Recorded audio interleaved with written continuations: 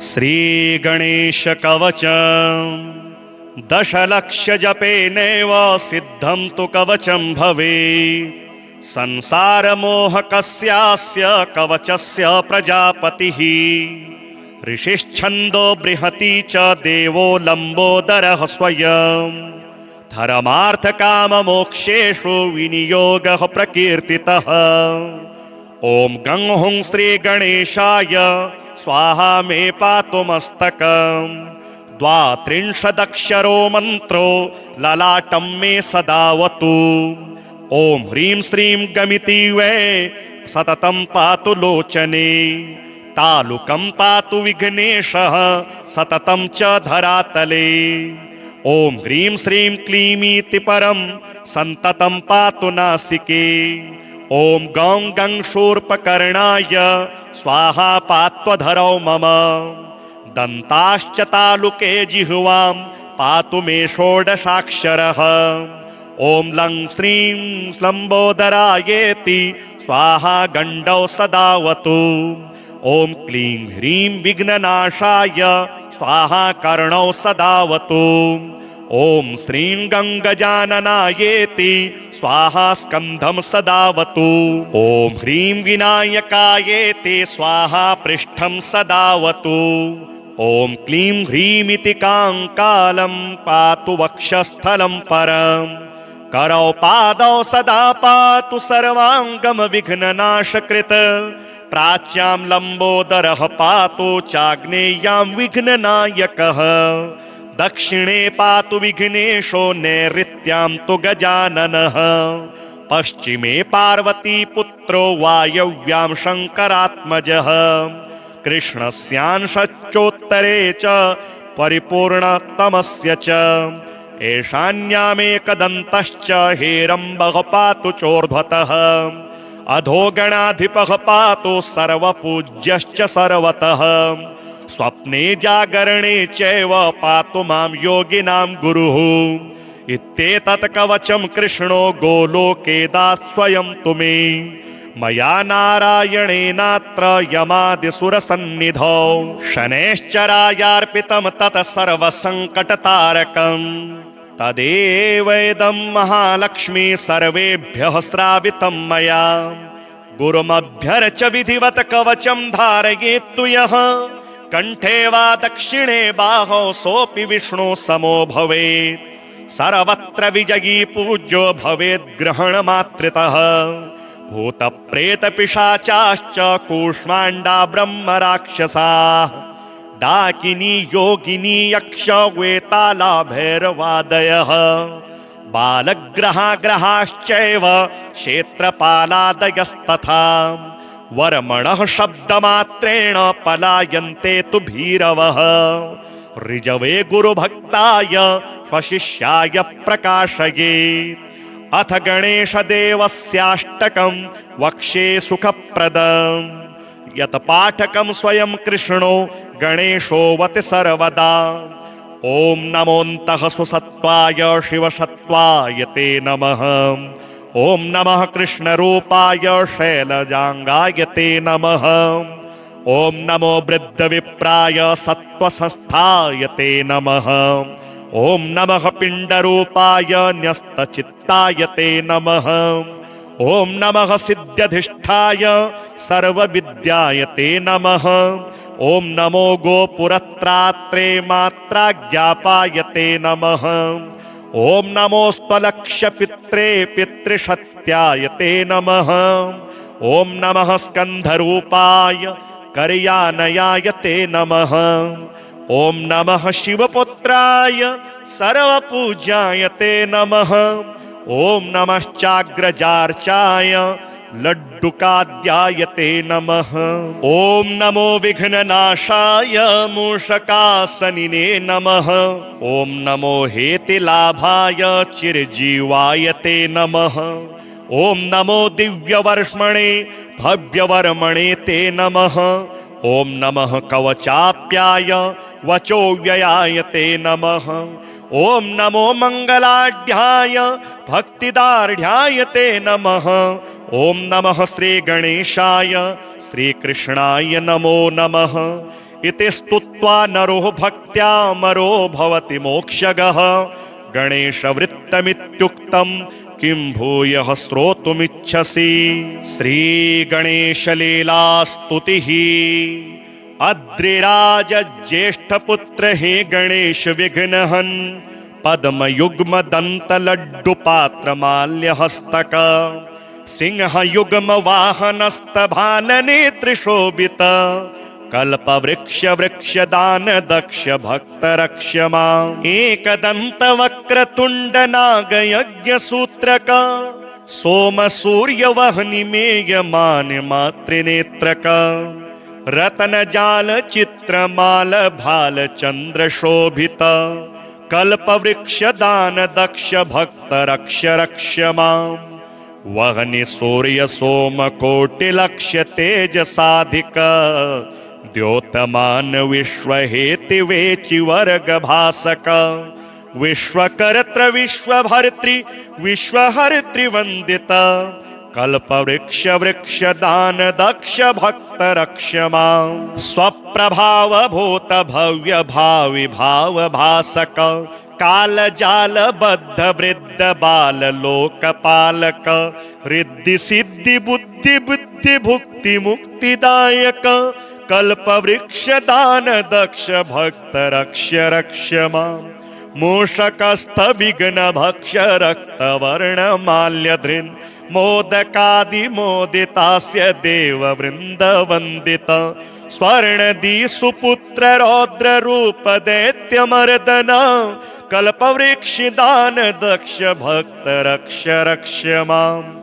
ब्रह्म शंभु विष्णु जिष्णु सूर्य सोम चारण, देव दैत्य नाग यज्ञ लोकपाल संस्तुत, ध्यान दान कर्म धर्म युक्त शर्मदायक, कल्पवृक्ष दान दक्ष भक्त रक्ष रक्ष माम्।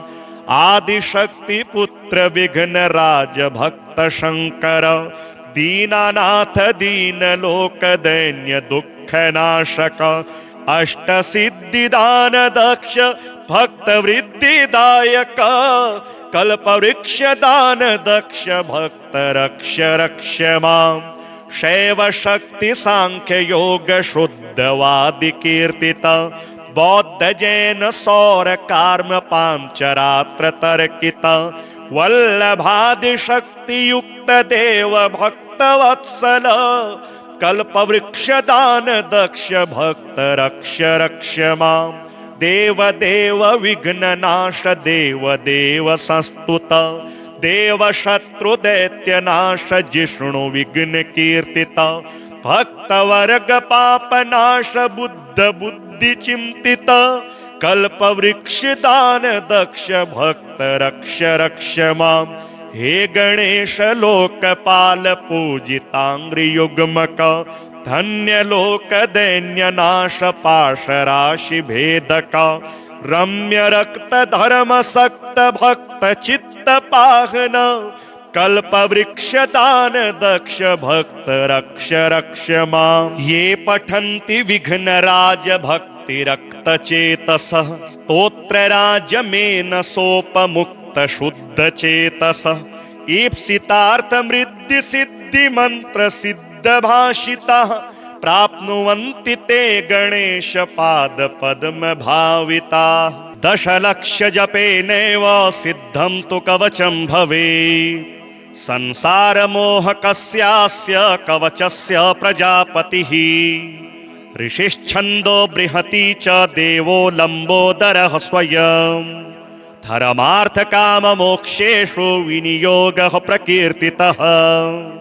ओम गं हुं श्री गणेशाय स्वाहा मे पातु मस्तकम्, द्वात्रिंशदक्षरो मन्त्रो ललाटं मे सदावतु। ओम ह्रीं श्रीं गमिति वै सततं पातु लोचने, तालुकं पातु विघ्नेशः सततं च धरातले। ओम ह्रीं श्रीं क्लीमीति परं सन्ततं पातु नासिके। ओम गौं गं शूर्पकर्णाय स्वाहा पात्वधरौ मम, दन्ताश्च तालुके जिह्वां पातु मे षोडशाक्षरः। ॐ लं श्रीं लम्बोदरायेति स्वाहा गण्डौ सदावतु। ॐ क्लीं ह्रीं विघ्ननाशाय स्वाहा कर्णौ सदावतु। ॐ श्रीं गङ्गजाननायेति स्वाहा स्कन्धं सदावतु। ॐ ह्रीं विनायकायेति स्वाहा पृष्ठं सदावतु। ॐ क्लीं ह्रीमिति काङ्कालं पातु वक्षस्थलं परम्। करौ पादौ सदा पातु सर्वाङ्गं विघ्ननाशकृत्। प्राच्यां लम्बोदरः पातु चाग्नेयां विघ्ननायकः। दक्षिणे पातु विघ्नेशो नैऋत्यां तु गजाननः। पश्चिमे पार्वतीपुत्रो वायव्यां शङ्करात्मजः। कृष्णस्यांशच्चोत्तरे च परिपूर्णतमस्य च। ईशान्यामेकदन्तश्च हेरम्बः पातु चोर्ध्वतः।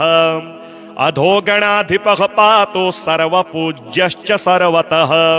स्वप्ने जागरणे चैव पातु मां योगिनां गुरुः। इत्येतत् कवचं कृष्णो गोलोके दात् स्वयं तु मे। मया नारायणेनात्र यमादिसुरसन्निधौ शनैश्चरायार्पितं तत् सर्वसङ्कटतारकम्। तदेवेदं महालक्ष्मी सर्वेभ्यः श्रावितं मया। गुरुमभ्यर्च्य विधिवत् कवचं धारयेत्तु यः। कण्ठे वा दक्षिणे बाहौ सोऽपि विष्णु समो भवेत्। सर्वत्र विजयी पूज्यो भवेत् ग्रहणमात्रितः। भूतप्रेतपिशाचाश्च कूष्माण्डा ब्रह्मराक्षसाः। डाकिनी योगिनी यक्ष वेताला भैरवादयः।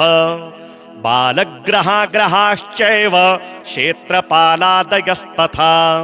वर्मणः शब्दमात्रेण पलायन्ते तु भीरवः। ऋजवे गुरुभक्ताय स्वशिष्याय प्रकाशयेत्। अथ गणेशदेवस्याष्टकं वक्ष्ये सुखप्रदम्। यत् पाठकं स्वयं कृष्णो गणेशोऽवति सर्वदा। ॐ नमोऽन्तः सुसत्त्वाय शिवसत्त्वाय ते नमः। ॐ नमः कृष्णरूपाय शैलजाङ्गाय ते नमः। ॐ नमो वृद्धविप्राय सत्त्वसंस्थाय ते नमः। ॐ नमः पिण्डरूपाय न्यस्तचित्ताय ते नमः। ॐ नमः सिद्ध्यधिष्ठाय सर्वविद्याय ते नमः। ॐ नमो गोपुरत्रात्रे मात्राज्ञापाय ते नमः। ॐ नमोऽस्त्वलक्ष्यपित्रे पितृसत्याय ते नमः। ॐ नमः स्कन्धरूपाय कर्यानयाय ते नमः। ॐ नमः शिवपुत्राय सर्वपूज्याय ते नमः। ॐ नमश्चाग्रजार्चाय लड्डुकाद्याय ते नमः। ॐ नमो विघ्ननाशाय मूषकासनिने नमः। ॐ नमो हेतिलाभाय चिरजीवाय ते नमः। ॐ नमो दिव्यवर्ष्मणे भव्यवर्मणे ते नमः। ॐ नमः कवचाप्याय वचोव्ययाय ते नमः। ॐ नमो मङ्गलाढ्याय भक्तिदार्ढ्याय ते नमः। ॐ नमः श्रीगणेशाय श्रीकृष्णाय नमो नमः। इति स्तुत्वा नरो भक्त्यामरो भवति मोक्षगः। गणेशवृत्तमित्युक्तं किं भूयः श्रोतुमिच्छसि। श्रीगणेशलीलास्तुतिः। अद्रिराज ज्येष्ठपुत्र हे गणेश विघ्नहन्।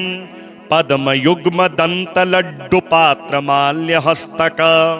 सिंहयुग्मवाहनस्तभालनेत्रशोभित। कल्पवृक्षदान दक्ष भक्तरक्ष माम्। एकदन्तवक्रतुण्डनागयज्ञसूत्रक। सोमसूर्यवह्निमेयमानमातृनेत्रक। रत्नजालचित्रमाल भालचन्द्रशोभित। कल्पवृक्षदान दक्ष भक्तरक्ष रक्ष माम्। वह्नि सूर्य सोमकोटिलक्ष्य तेजसाधिक। द्योतमान विश्वहेति वेचि वर्गभासक।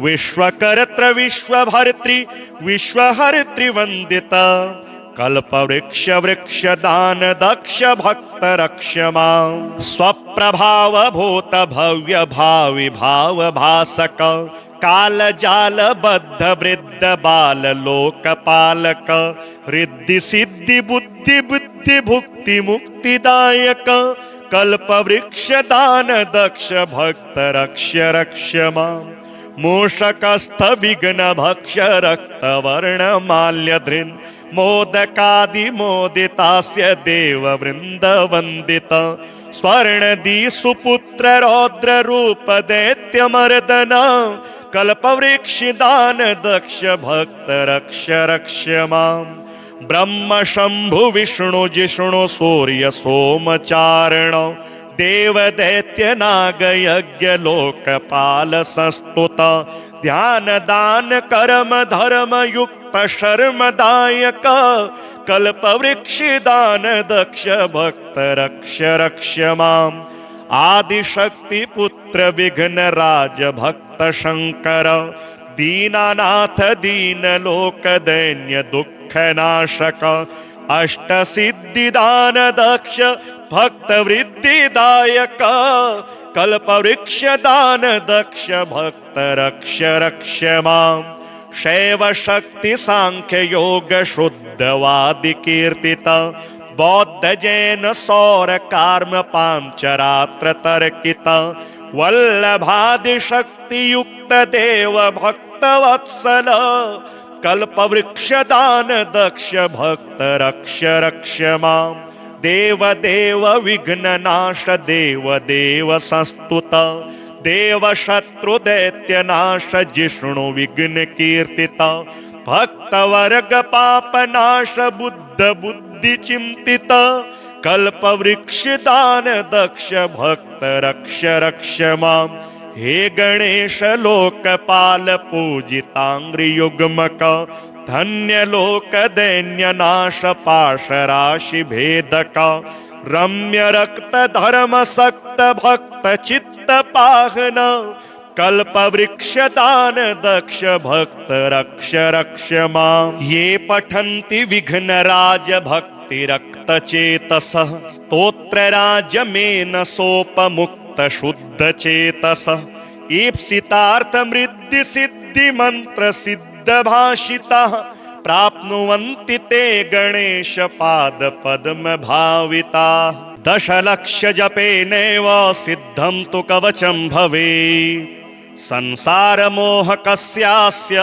कवचस्य प्रजापतिः ऋषिश्छन्दो बृहति च देवो लम्बोदरः स्वयं धर्मार्थ काम मोक्षेषु विनियोगः प्रकीर्तितः ओम गं हुं श्री गणेशाय स्वाहा मे पातु मस्तकम् द्वात्रिंशदक्षरो मंत्रो ललाटं मे सदावतु ओम ह्रीं श्रीं गमिति वै सततं पातु लोचने तालुकं पातु विघ्नेशः सततं च धरातले ओम ह्रीं श्रीं क्लीमीति परं सन्ततं पातु नासिके ओम गौं गं शूर्पकर्णाय स्वाहा पात्वधरौ मम दन्ताश्च तालुके जिह्वां पातु मे षोडशाक्षरः ओम लं श्रीं लम्बोदरायेति स्वाहा गण्डौ सदावतु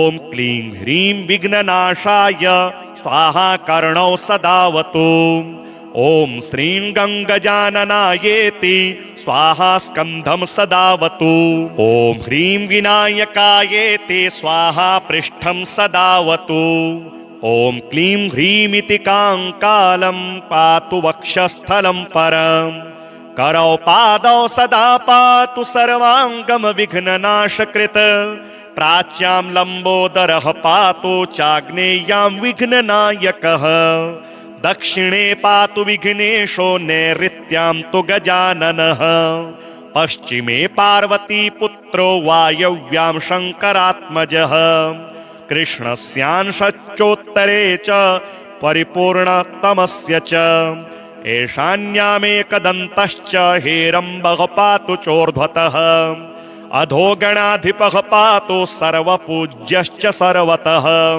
स्वप्ने जागरणे चैव पातु मां योगिनां गुरुः इत्येतत् कवचं कृष्णो गोलोके दात् स्वयं तुमे मया नारायणेनात्र यमादिसुरसन्निधौ शनैश्चरायार्पितं तत् सर्वसङ्कटतारकम् तदेवेदं महालक्ष्मी सर्वेभ्यः श्रावितं मया गुरुमभ्यर्च विधिवत कवचं धारयेत्तु यः कंठे वा दक्षिणे बाहौ सोऽपि विष्णु समो भवेत् सर्वत्र विजयी पूज्यो भवेत् ग्रहणमात्रितः भूत प्रेत पिशाचाश्च कूष्माण्डा ब्रह्म राक्षसाः डाकिनी योगिनी यक्ष वेताला भैरवादयः बालग्रहाश्चैव क्षेत्रपालादयस्तथा वर्मणः शब्दमात्रेण पलायन्ते तु भीरवः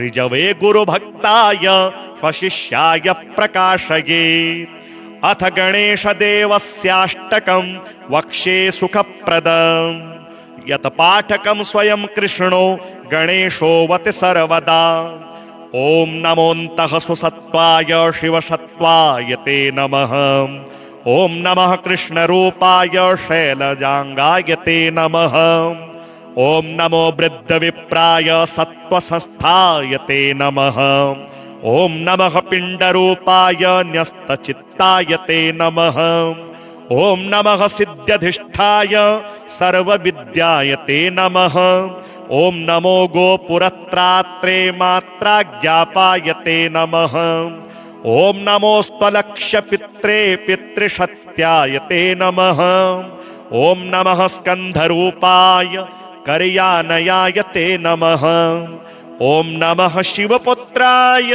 सर्वपूज्याय ते नमः ॐ नमश्चाग्रजार्चाय लड्डुकाद्याय ते नमः ॐ नमो विघ्ननाशाय मूषकासनिने नमः ॐ नमो हेतिलाभाय चिरजीवाय ते नमः ॐ नमो दिव्यवर्ष्मणे भव्यवर्मणे ते नमः ॐ नमः कवचाप्याय वचोव्ययाय ते नमः ॐ नमो मंगलाढ्याय भक्तिदार्ढ्याय ते नमः ॐ नमः श्रीगणेशाय श्रीकृष्णाय नमो नमः इति स्तुत्वा नरो भक्त्या मरो भवति मोक्षगः गणेशवृत्तमित्युक्तं किं भूयः श्रोतुमिच्छसि श्रीगणेशलीलास्तुतिः अद्रिराज ज्येष्ठपुत्र हे गणेश विघ्नहन्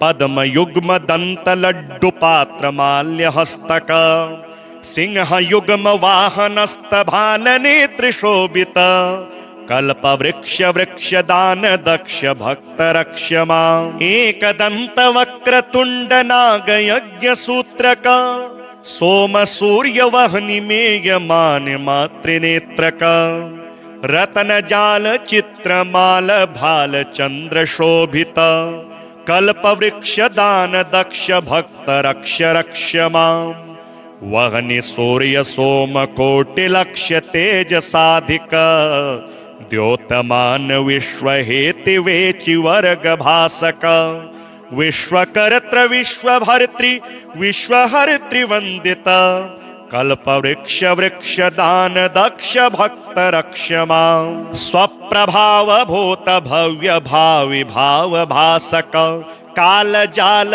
बद्ध वृद्ध बाल लोकपालक रिद्धि सिद्धि बुद्धि बुद्धि भुक्ति मुक्तिदायक कल्पवृक्ष दान दक्ष भक्त रक्ष्य रक्ष्यमा मूषकस्थ विघ्न भक्ष रक्त वर्ण माल्यधृन् मोदकादि मोदितास्य देव वृंद वंदित स्वर्णदी सुपुत्र रौद्र रूप दैत्य मर्दन कल्पवृक्ष दान दक्ष भक्त रक्ष रक्ष्यमा ब्रह्म शंभु विष्णु जिष्णु सूर्य सोमचारण देव दैत्य नाग यज्ञ लोकपाल संस्तुत ध्यान दान कर्म धर्म युक्त शर्मदायक कल्पवृक्षदान दक्ष भक्त रक्ष रक्ष माम् आदिशक्ति पुत्र विघ्न राज भक्त शंकर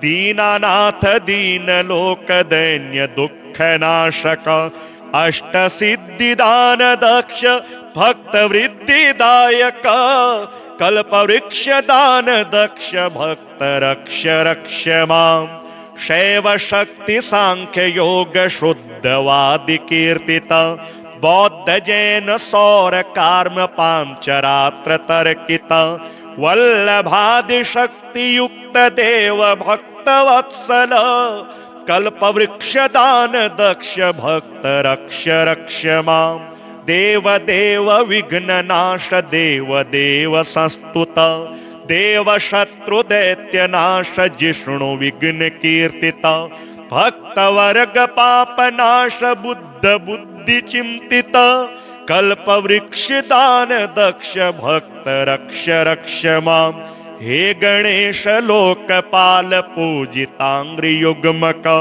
धन्य लोक दैन्य नाश पाश राशि भेदक रम्य रक्त धर्म सक्त भक्त चित्त पाहन कल्पवृक्ष दान दक्ष भक्त रक्ष रक्ष माम् ये पठन्ति विघ्न राज भक्ति रक्त चेतस स्तोत्र राज मेन सोपमुक्त शुद्ध चेतस ईप्सितार्थ मृद्धि सिद्धि मंत्र सिद्ध भाषिता प्राप्नुवन्ति ते गणेश पाद पद्म भाविता दशलक्ष जपेनैव सिद्धं तु कवचं भवेत् संसार मोह कस्यास्य कवचस्य प्रजापतिः ऋषिश्छन्दो बृहति च देवो लम्बोदरः स्वयं धर्मार्थ काम मोक्षेषु विनियोगः प्रकीर्तितः ओम गं हुं श्री गणेशाय स्वाहा मे पातु मस्तकम् द्वात्रिंशदक्षरो मंत्रो ललाटं मे सदावतु ओम ह्रीं श्रीं गमिति वै सततं पातु लोचने तालुकं पातु विघ्नेशः सततं च धरातले ओम ह्रीं श्रीं क्लीमीति परं सन्ततं पातु नासिके ओम गौं गं शूर्पकर्णाय स्वाहा पात्वधरौ मम दन्ताश्च तालुके जिह्वां पातु मे षोडशाक्षरः ओम लं श्रीं लम्बोदरायेति स्वाहा गण्डौ सदावतु ओम क्लीं ह्रीं विघ्ननाशाय स्वाहा कर्णौ सदावतु ओम श्रीं गंगजाननायेति स्वाहा स्कंधं सदावतु ओम ह्रीं विनायकायेति स्वाहा पृष्ठं सदावतु ओम क्लीं ह्रीमिति कांकालं पातु वक्षस्थलं परम् करौ पादौ सदा पातु सर्वांगम विघ्ननाशकृत प्राच्यां लंबोदरः पातु चाग्नेयां विघ्ननायकः दक्षिणे पातु विघ्नेशो नैऋत्यां तु गजाननः पश्चिमे पार्वती पुत्रो वायव्यां शंकरात्मजः कृष्णस्यांशच्चोत्तरे च परिपूर्णतमस्य च ईशान्यामेकदन्तश्च हेरम्बः पातु चोर्ध्वतः अधोगणाधिपः पातु सर्वपूज्यश्च सर्वतः स्वप्ने जागरणे चैव पातु मां योगिनां गुरुः इत्येतत् कवचं कृष्णो गोलोके दात् स्वयं तु मे मया नारायणेनात्र यमादिसुरसन्निधौ शनैश्चरायार्पितं तत् सर्वसङ्कटतारकम् तदेवेदं महालक्ष्मी सर्वेभ्यः श्रावितं मया गुरुमभ्यर्च विधिवत कवचं धारयेत्तु यः कंठे वा दक्षिणे बाहौ सोऽपि विष्णु समो भवेत् सर्वत्र विजयी पूज्यो भवेत् ग्रहणमात्रितः भूत प्रेत पिशाचाश्च कूष्माण्डा ब्रह्म राक्षसाः डाकिनी योगिनी यक्ष वेताला भैरवादयः बालग्रहा ग्रहाश्चैव क्षेत्रपालादयस्तथा वर्मणः शब्दमात्रेण पलायन्ते तु भीरवः ऋजवे गुरुभक्ताय स्वशिष्याय प्रकाशयेत् अथ गणेशदेवस्याष्टकं वक्ष्ये सुखप्रदम् यत् पाठकं स्वयं कृष्णो गणेशोऽवति सर्वदा ॐ नमोऽन्तः सुसत्त्वाय शिवसत्त्वाय ते नमः ॐ नमः कृष्णरूपाय शैलजाङ्गाय ते नमः ॐ नमो वृद्धविप्राय सत्त्वसंस्थाय ते नमः ॐ नमः पिण्डरूपाय न्यस्तचित्ताय ते नमः ॐ नमः सिद्ध्यधिष्ठाय सर्वविद्याय ते नमः ॐ नमो गोपुरत्रात्रे मात्राज्ञापाय ते नमः ॐ नमोऽस्त्वलक्ष्यपित्रे पितृसत्याय ते नमः ॐ नमः स्कन्धरूपाय कर्यानयाय ते नमः ॐ नमः शिवपुत्राय सर्वपूज्याय ते नमः ॐ नमश्चाग्रजार्चाय लड्डुकाद्याय ते नमः ॐ नमो विघ्ननाशाय मूषकासनिने नमः ॐ नमो हेतिलाभाय चिरजीवाय ते नमः ॐ नमो दिव्यवर्ष्मणे भव्यवर्मणे ते नमः ॐ नमः कवचाप्याय वचोव्ययाय ते नमः ॐ नमो मङ्गलाढ्याय भक्तिदार्ढ्याय ते नमः ॐ नमः श्रीगणेशाय श्रीकृष्णाय नमो नमः इति स्तुत्वा नरो भक्त्या मरो भवति मोक्षगः गणेशवृत्तमित्युक्तं किं भूयः श्रोतुमिच्छसि श्रीगणेशलीलास्तुतिः अद्रिराज ज्येष्ठपुत्र हे गणेश विघ्नहन् पद्मयुग्मदन्तलड्डुपात्रमाल्यहस्तक सिंहयुग्मवाहनस्तभाननेत्रशोभित कल्पवृक्षदानदक्ष भक्तरक्ष्यमाम् एकदन्तवक्रतुण्डनागयज्ञसूत्रक सोमसूर्यवह्निमेयमानमातृनेत्रक रत्नजालचित्रमाल भालचन्द्रशोभित कल्पवृक्षदानदक्ष भक्तरक्ष्यमाम् वह्नि सूर्यसोमकोटिलक्ष्य तेजसाधिक द्योतमान विश्वहेतिवेचिवर्गभासक विश्वकर्त्र विश्वभर्तृ विश्वहर्तृवन्दित कल्पवृक्षदानदक्ष भक्तरक्ष्यमाम् स्वप्रभावभूत भव्य भावि भावभासक कालजालबद्ध वृद्ध बाल लोकपालक रिद्धि सिद्धि बुद्धि बुद्धि भुक्ति मुक्तिदायक कल्पवृक्षदानदक्ष भक्तरक्ष्यमाम् मूषकस्थ विघ्न भक्ष रक्तवर्णमाल्यधृन् मोदकादिमोदितास्य देववृन्दवन्दित स्वर्णदी सुपुत्र रौद्र रूप दैत्यमर्दन कल्पवृक्षदानदक्ष भक्तरक्ष्यमाम् ब्रह्म शंभु विष्णु जिष्णु सूर्य सोमचारण देव दैत्य नाग यज्ञ लोकपाल संस्तुत ध्यान दान कर्म धर्म युक्त शर्मदायक कल्पवृक्षदान दक्ष भक्तरक्ष्यमाम् आदिशक्ति पुत्र विघ्न राज भक्त शंकर दीनानाथ दीन लोक दैन्य दुख नाशक अष्ट सिद्धिदान दक्ष भक्त वृद्धिदायक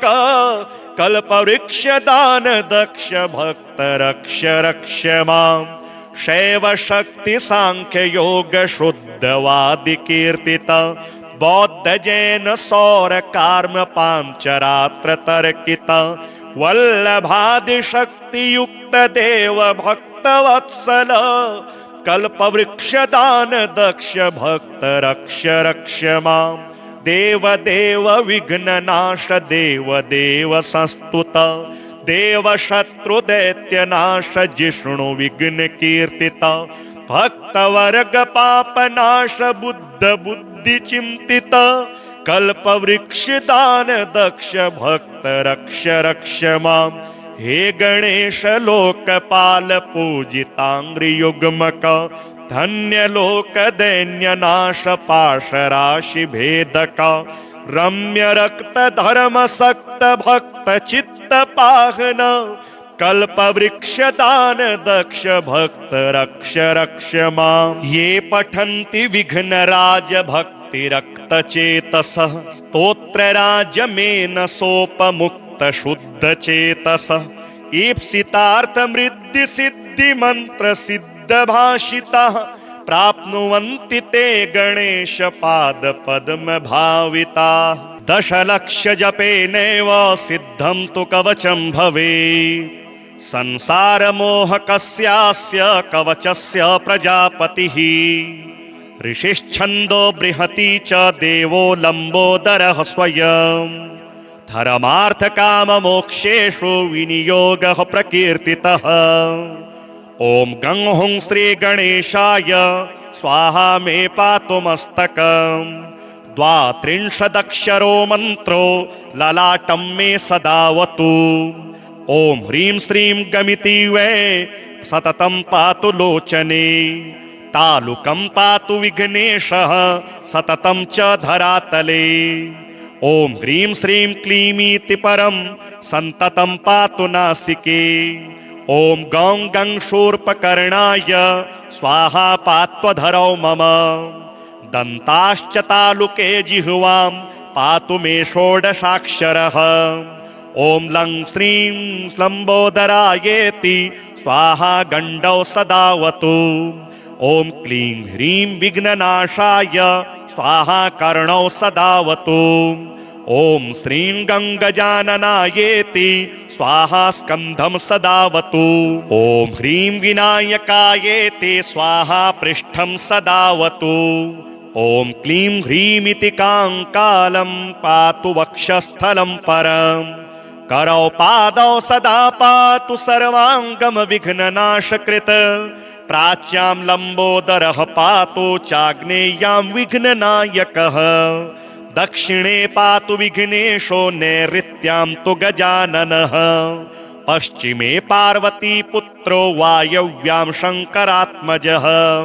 कृष्णस्यांशच्चोत्तरे च परिपूर्णतमस्य च।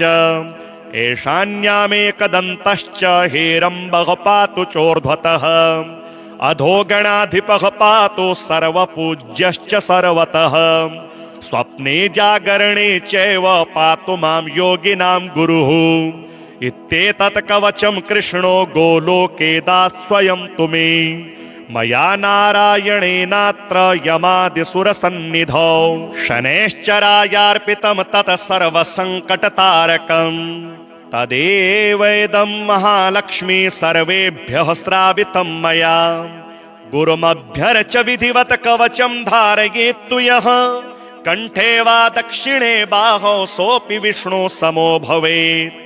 सर्वत्र विजयी पूज्यो भवेत् ग्रहणमात्रितः। भूत प्रेत पिशाचाश्च कूष्माण्डा ब्रह्म राक्षसाः डाकिनी योगिनी यक्ष वेताला भैरवादयः। बालग्रहा ग्रहाश्चैव क्षेत्रपालादयस्तथा। वर्मणः शब्दमात्रेण पलायन्ते तु भीरवः। ऋजवे गुरुभक्ताय स्वशिष्याय प्रकाशयेत्। अथ गणेशदेवस्याष्टकं वक्ष्ये सुखप्रदम्। यत् पाठकं स्वयं कृष्णो गणेशोऽवति सर्वदा। ओम नमोऽन्तः सुसत्त्वाय शिवसत्त्वाय ते नमः। ओम नमः कृष्णरूपाय शैलजांगाय ते नमः। ओम नमो वृद्धविप्राय सत्त्वसंस्थाय ते नमः। ओम नमः पिण्डरूपाय न्यस्तचित्ताय ते नमः। ओम नमः सिद्ध्यधिष्ठाय सर्वविद्याय ते नमः। ओम नमो गोपुरत्रात्रे मात्राज्ञापाय ते नमः। ओम नमोऽस्त्वलक्ष्य पित्रे पितृशत्याय ते नमः। ओम नमः स्कंधरूपाय करयानयाय ते नमः। ओम नमः शिवपुत्राय सर्वपूज्याय ते नमः। ओम नमश्चाग्रजार्चाय लड्डुकाद्याय ते नमः। ओम नमो विघ्ननाशाय मूषकासनिने नमः। ओम नमो हेतिलाभाय चिरजीवाय ते नमः। ओम नमो दिव्यवर्ष्मणे भव्यवर्मणे ते नमः। ओम नमः कवचाप्याय वचोव्ययाय ते नमः। ओम नमो मंगलाढ्याय भक्तिदार्ढ्याय ते नमः। ओम नमः श्री गणेशाय श्रीकृष्णाय नमो नमः। इति स्तुत्वा नरो भक्त्या मरो भवति मोक्षगः। गणेशवृत्तमित्युक्तं किं भूयः श्रोतुमिच्छसि। श्री गणेश लीला स्तुतिः। अद्रिराज ज्येष्ठपुत्र हे गणेश विघ्नहन् पद्मयुग्म दंत लड्डु पात्र माल्य हस्तक सिंह युग्म वाहनस्त भाल नेत्र शोभित कल्प वृक्ष वृक्ष दान दक्ष भक्त रक्षमा एकदंत वक्र तुंड नाग यज्ञ सूत्रक सोम सूर्य वहनि मेय मान मातृनेत्रक रतन जाल चित्र माल भाल चंद्र शोभित कल्प वृक्ष दान दक्ष भक्त रक्ष रक्षमा वहनि सूर्य सोम कोटि लक्ष्य तेज साधिक द्योतमान विश्व हेति वेचि वर्ग भासक विश्वकर्त्र विश्वभर्तृ विश्वहर्तृ वंदित कल्प वृक्ष वृक्ष दान दक्ष भक्त रक्षमा स्वप्रभाव भूत भव्य भावि भाव भासक काल जाल बद्ध वृद्ध बाल लोकपालक रिद्धि सिद्धि बुद्धि बुद्धि भुक्ति मुक्तिदायक कल्प वृक्ष दान दक्ष भक्त रक्ष रक्षमा मूषकस्थ विघ्न भक्ष रक्त वर्ण माल्य धृन् मोदकादि मोदितास्य देव वृंद वंदित स्वर्णदी सुपुत्र रौद्र रूप दैत्य मर्दन कल्प वृक्ष दान दक्ष भक्त रक्ष रक्षमा ब्रह्म शंभु विष्णु जिष्णु सूर्य सोम चारण देव दैत्य नाग यज्ञ लोकपाल संस्तुत ध्यान दान कर्म धर्म युक्त शर्मदायक कल्प वृक्ष दान दक्ष भक्त रक्ष